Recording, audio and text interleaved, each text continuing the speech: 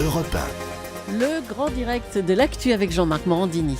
Et l'invité de 10h45, ce sont les invités aujourd'hui avec Alberto Toscano, journaliste italien, bonjour, et président du club de la presse européenne. Et face à vous Alex Taylor, bonjour, journaliste européen et écrivain. Un mot avec vous Alex Taylor, puisque vous avez déjà regardé la presse européenne ce matin. On en parle du retour de Nicolas Sarkozy à l'étranger. J'étais un peu étonné parce que très franchement je m'attendais à ce qu'on n'en fasse pas grand-chose. Je crois que c'est aussi ce qu'on appelle un slow news day. Il n'y a pas grand-chose d'autre dans l'actualité. J'ai lu pour une autre station 70 journaux ce matin et c'est vrai qu'on en parle. J'étais étonné, c'est pratiquement sur toutes les premières pages de la presse européenne ce matin. Évidemment, on parle toujours des hommes politiques d'autres pays pour en dire du mal. C'est rare que vous trouvez en France un éditorial sur Angela Merkel ou sur Renzi pour en dire beaucoup de bien. Mais Nicolas Sarkozy est sexy. C'est vrai que Nicolas Sarkozy, c'est un concept, un branding qui passe à l'étranger. Donc, on en parle et puis... Qu'est-ce qu'on dit sur lui ? Ça déclenche un peu des passions. Vous voulez quelques extraits ? Oui, Donc, par exemple, Le Temps en Suisse trouve que l'ancien président a eu beau répéter qu'il avait tiré les leçons de son quinquennat. Rien ne semble différencier Sarko 1 de Sarko 2. C'est sous des airs de sage marathonien revenu de tout, s'efforçant de maîtriser ses éthiques, répétant qu'il est prêt à répondre à toutes les questions. Il a surtout fait devant les caméras la démonstration de ce qu'il croit encore être sa meilleure arme, son inébranlable confiance en lui-même, himself. Et puis, The Times aussi, vous voulez ça, The Times, c'est pas mal. C'est un homme politique défectueux. Le charisme qu'il a fait entrer à l'Élysée a subi pendant son premier mandat un morphing en narcissisme vicieux. Néanmoins, lui seul a la vision, les médicaments dont la France a si cruellement besoin. Titre de l'ombre. C'est assez partagé, c'est le moins qu'on puisse dire. Alberto Toscano, journaliste italien, tout à l'heure, un de nos débatteurs comparait Silvio Berlusconi et Nicolas Sarkozy, en disant Nicolas Sarkozy a plein d'affaires en cours, même si elles ne sont pas jugées. Et son risque, c'est de se berlusconiser. Berlusconisation dans le sens que, évidemment, ils sont des collimateurs de la magistrature.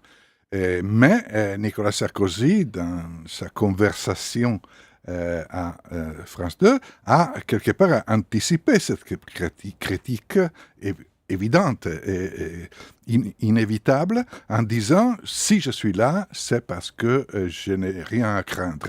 Donc, c'est un peu, effectivement, une logique qui rappelle Berlusconi, qui disait et qui dit encore lui aussi « je n'ai rien à craindre ». Les magistrats qui me mettent dans le collimateur sont des magistrats qui font un jeu politique. Donc, point commun avec Silvio Berlusconi dans la défense. Un point commun dans la défense, mais aussi un point commun logique dans une certaine mesure, dans le sens qu'ils disent les magistrats doivent un jour ou l'autre donner un jugement, et c'est au moment du jugement, et seulement à ce moment, qu'on peut dire si quelqu'un est coupable ou innocent. Présomption d'innocence.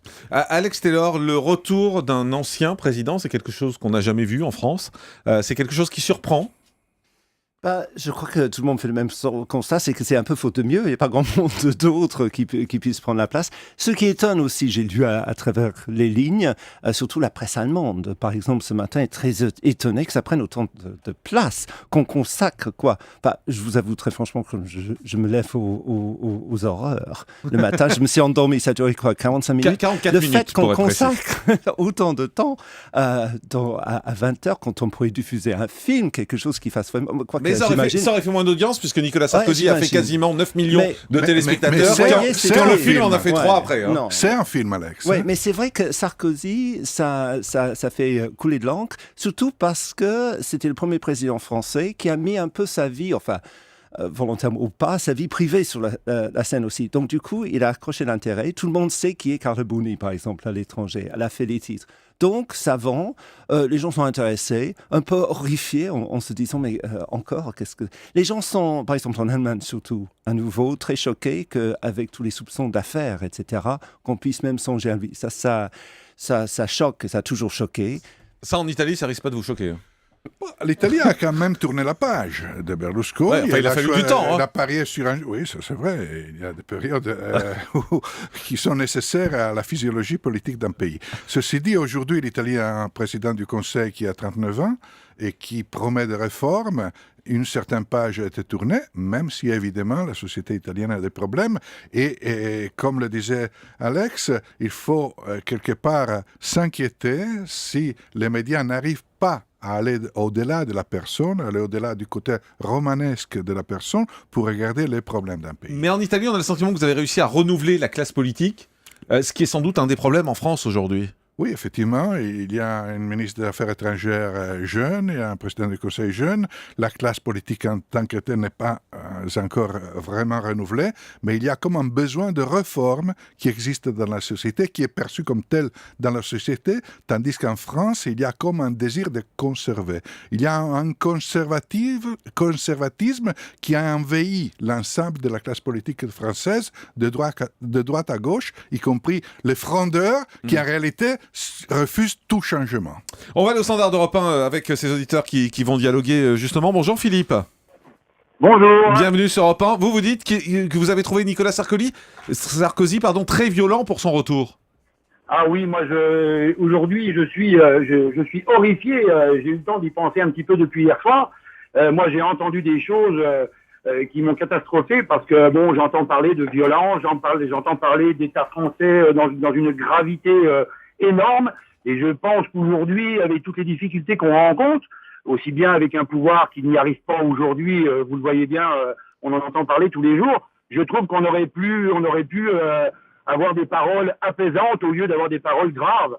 Et moi, vous voyez, je suis commercial, j'ai rencontré 2 clients ce matin, c'est la première chose à laquelle ils m'ont parlé, ils sont horrifiés de ce qu'ils ont entendu. Nous, on croyait avoir un Nicolas Sarkozy qui allait revenir en étant apaisé, en changeant un petit peu de façon de faire, en arrêtant son arrogance, et on voit aujourd'hui que l'arrogance est toujours là, que le journaliste a été remis dans ses pénates 2 ou 3 fois, ce qui, je pense, aujourd'hui est inadmissible dans un retour de Nicolas Sarkozy. Et je pense que moi, hier soir, il m'a vraiment fait peur. Moi, il m'a fait peur. Et moi, je l'ai entendu parler de violence, que les gens allaient descendre dans la rue, qu'il allait avoir de la violence. Et moi, j'ai une grande mémoire. Je me rappelle de Nicolas Sarkozy avant son élection 2007. Il était ministre de l'Intérieur.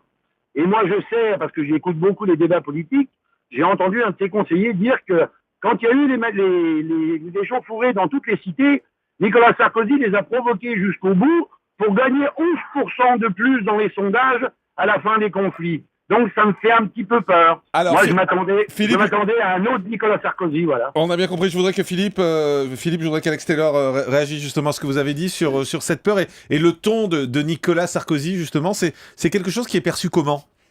C'est surtout le ton qui, moi, en tant qu'anglo-saxon d'origine, m'a un peu choqué. Vous savez, je suis arrivé en France il y a 30 ans, et la chose qui m'a le plus choqué, c'est les journalistes qui disaient toujours au ministre « Merci beaucoup, monsieur ». En général, c'est monsieur le ministre d'avoir bien voulu accepter de venir sur ce plateau. En Grande-Bretagne, moi j'ai travaillé pour la BBC, c'est écrit dans les manuels des journalistes de la BBC que c'est bien normal, c'est son boulot de venir répondre, on n'a pas à remercier même le Premier ministre. Et je trouvais, même hier, même si M. Delahousse a essayé, il donnait presque l'impression que c'était pas normal qu'on le questionne sur ses affaires et des choses comme ça. À part qu'il il répétait sans arrêt, je vais répondre à tout, oui, je suis là pour répondre à tout. Souvent on dit ça toujours, c'est la première leçon de media training, quand on n'a pas de réponse, on dit je vais répondre. Mais non, je trouve que même si les journalistes ont fait beaucoup de progrès en France et que c'est plutôt la même chose que dans les pays anglo-saxons, les journalistes, vous savez que le principal journaliste de la BBC, Jeremy Paxman, sa devise qu'il garde en tête, c'est toujours, il dit, quand il interviewe un homme ou une femme politique, c'est de se demander en permanence pourquoi ce connard me ment. Et vous savez, donc le ton est beaucoup plus agressif. Les journalistes en France ont acquis ce ton, mais la classe politique qui ne se renouvelle pas, effectivement, comme a dit Alberto Demas, la classe politique n'a pas toujours suivi. Vous avez trouvé l'interview mauvaise hier ? Mauvais non, mais la France en toute sa gloire. Enfin, ce qui est sûr, c'est que si Sarkozy revient, il va y avoir des éditoriaux dans la presse étrangère dont je vais me régaler à nouveau. Alberto Toscano, c'était comment l'interview vue d'Italie ? Tout d'abord, je me félicite avec le journaliste qui a posé les bonnes questions d'une façon tout à fait efficace et correcte. Deuxièmement, je me suis inquiété sur un point, Schengen. Je m'inquiète de voir un possible président de la République, de toute façon un ex-président de la République, venir affirmer clairement qu'il est contre Schengen. Schengen a été l'une des choses les plus belles qui nous ont été apportées par l'intégration européenne. Moi, je voyage en continuation. Le fait de pouvoir passer d'un pays à l'autre sans besoin de sortir mes passeports. Je voyageais déjà avant et je vois la différence.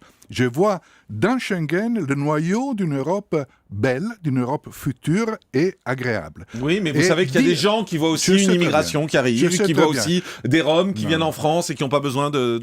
Voilà, c'est compliqué aussi. L'immigration serait là dans la mesure où elle est clandestine par définition, hein, même sans besoin de Schengen. Schengen n'est pas la cause de l'immigration.